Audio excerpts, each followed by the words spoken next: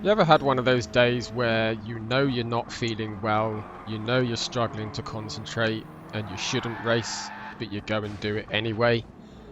In my case, a virus that I'm not fully recovered from, on top of already having a suppressed immune system.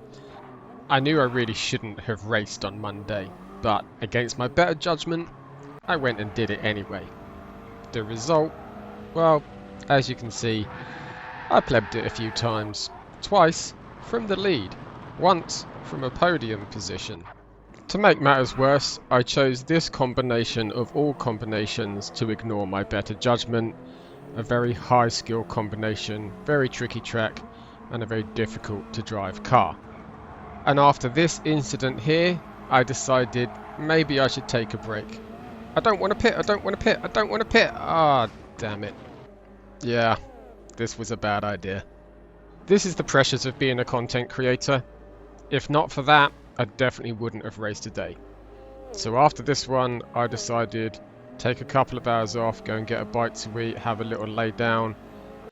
Let's try again. I'm happy to report a couple of hours rest worked, a little bit of food worked. I definitely felt better, but not 100%. It was definitely taking every ounce of focus and concentration I had to perform and not bin it yet again. So starting P5 in what was a pretty strong lobby, I had no expectations or goals. The goal here was simply to finish the race without binning it and cross the finish line. Jumping forwards to lap 3, and Dan has a moment here in the lead where he runs wide onto the sand, just like I did. And really great sportsmanship here from Dan. He stays offline, takes into consideration that he's slower with dirty tyres and doesn't impede anyone. Really great to see. Jumping forwards to lap 4, and this is where things get a little bit spicy. So there's an incident between P1 and 2. P2 gets squeezed off track. To be fair, it didn't look like it was his fault, but regardless, once you're off track, you still have to execute a safe re-entry.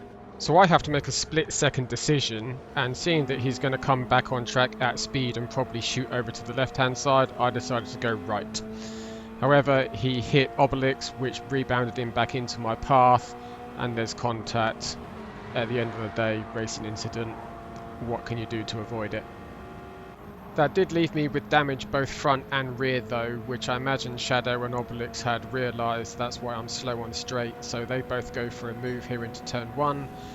However, Obelix just taps Shadow in the braking zone. I saw it happening, so I was able to stay on the brakes just a little bit longer to tuck back inside and not lose any places. So that puts me in P2 with Levitius right behind me. And thanks to all of this chaos, Digit, who started near the back, has now caught us up and is in P3 right behind Levitius.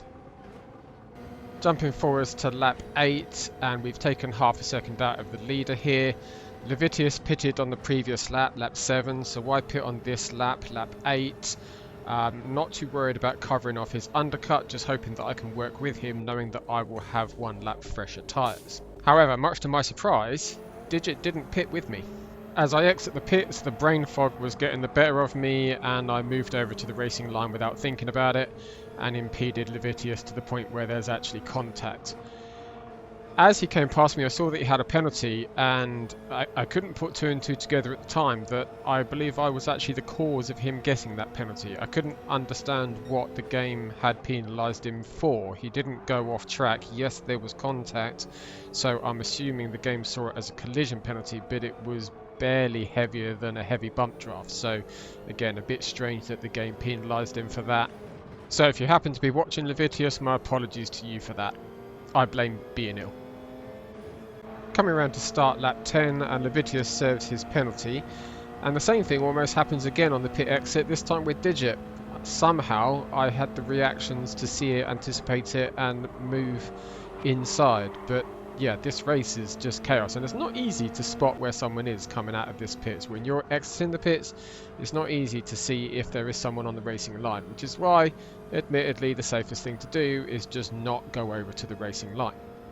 And just to show how crazy and unpredictable this race is, Dan, who started on pole and then dropped down to P9 because he ran off track, has now worked his way back up to P3 and passes me for P2. I didn't fight it because remember my goal here is just to finish the race for once. And Digit also goes for the move, again, not going to fight it, he's on fresher tyres. My best strategy here is just to try and stay with them on older tyres and benefit from any potential incidents towards the end of the race. Lap 13, and thanks to the pace set by Dan and Digit, we are 1.2 seconds off the leader. However, unfortunately, Dan makes the exact same mistake that he made at the beginning. Yeah, this track will punish you. And that promotes me up to P3. I'm in full try-hard concentration mode here right now because Digit's on fresher tyres, he's got more pace anyway, and it's just taking every ounce of concentration I've got to keep it on track without making a mistake.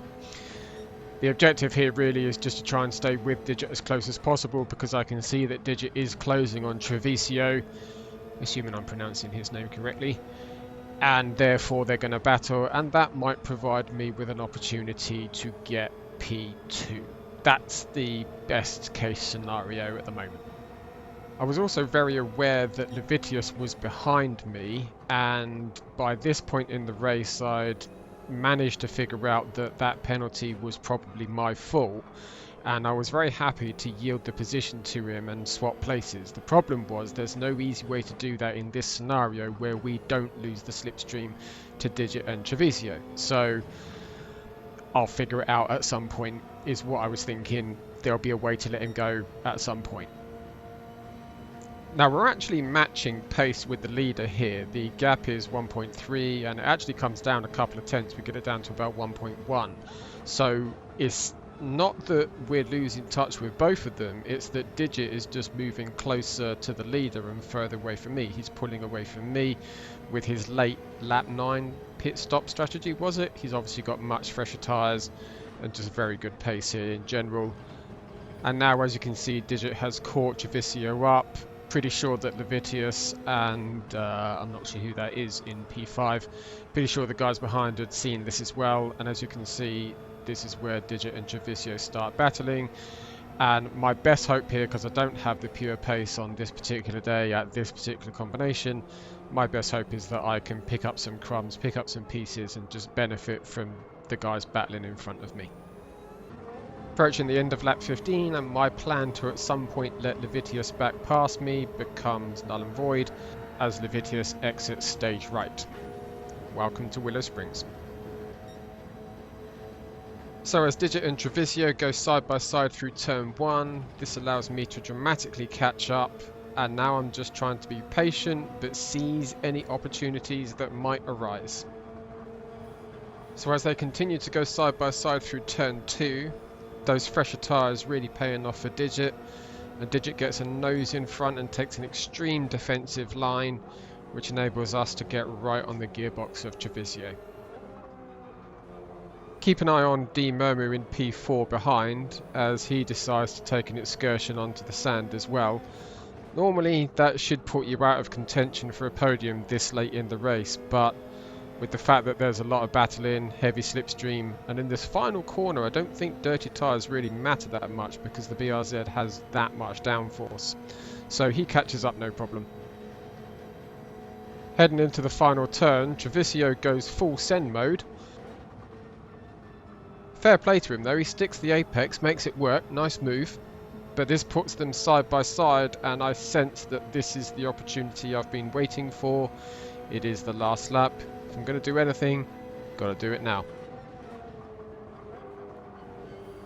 So I line myself up to try and follow Digit through on the inside. We get along the inside. There is contact though, just racing contact, no one overreacts. Unfortunately, I just can't get the throttle down any harder or any earlier without pushing Treviso off track, so I have to just let him take the position. He defends it really well. Really good job.